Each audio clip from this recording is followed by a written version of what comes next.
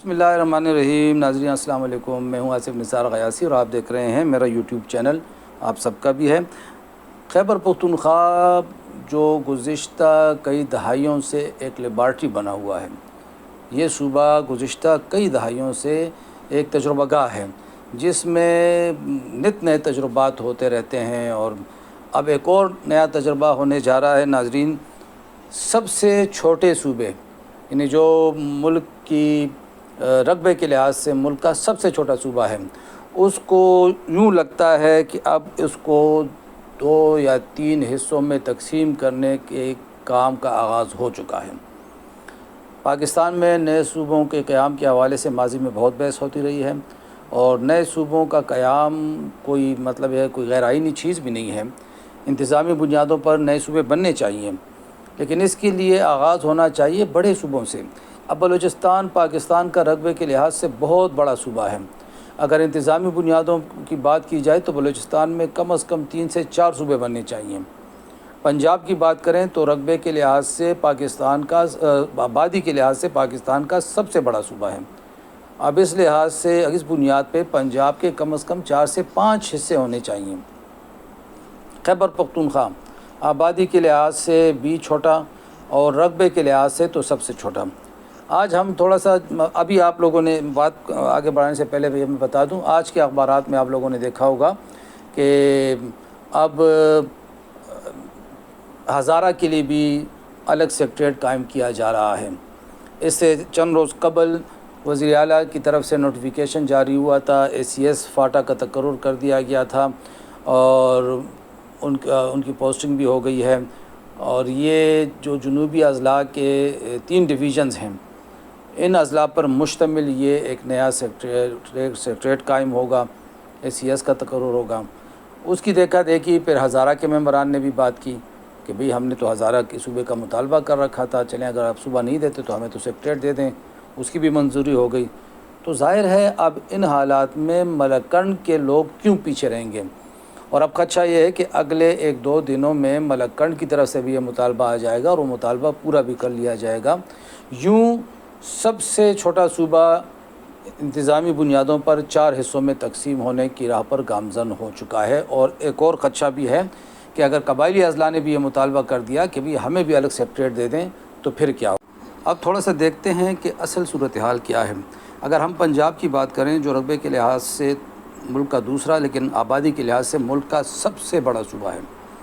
नाज़रीन, पंजाब की आबादी 12 करोड़ 77 लाख है, यानी पाकिस्तान की 50% से ज़्यादा आबादी पंजाब में रहती है और इसका रकबा है 2,05,344 मुरब्बा किलोमीटर।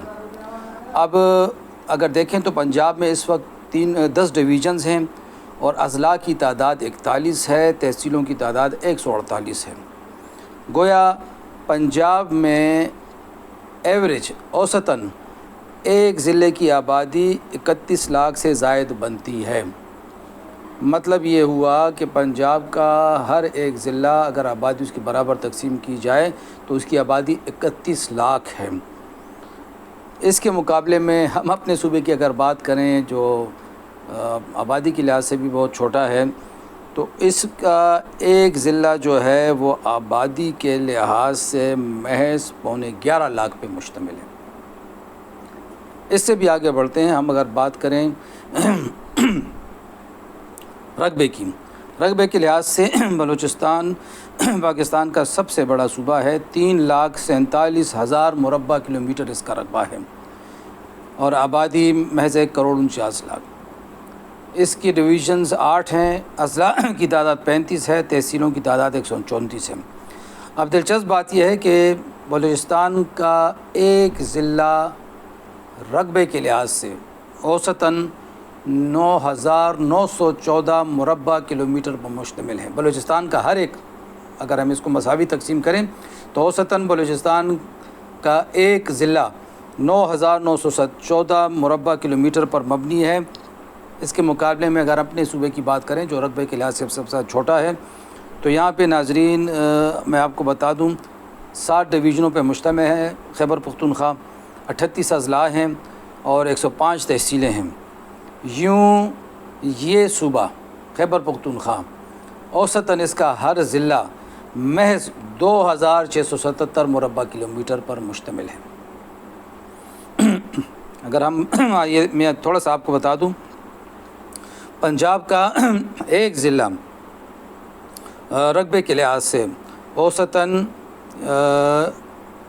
یہ اگر میں آپ کو صحیح بتا دوں تو 5000 مربع کلومیٹر، بلوچستان کا ہر ضلع اوسطاً بلوچستان کا اضلاع 9914 مربع کلومیٹر، سندھ 4700 مربع کلومیٹر، اور ہمارا اوسطاً جو ضلعوں کی تقسیم اگر ہم اس کو تقسیم کر لیں تو محض 2677۔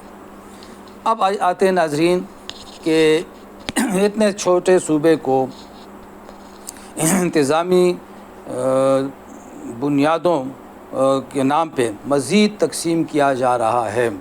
ہونا تو یہ چاہیے تھا کہ جو پنجاب میں جنوبی اضلاع، جنوبی پنجاب یا سرائکی صوبے کی بات ہو رہی تھی، اس پہ کچھ پیش رفت ہوتی، بلوچستان کی تقسیم کی طرف بات جاتی۔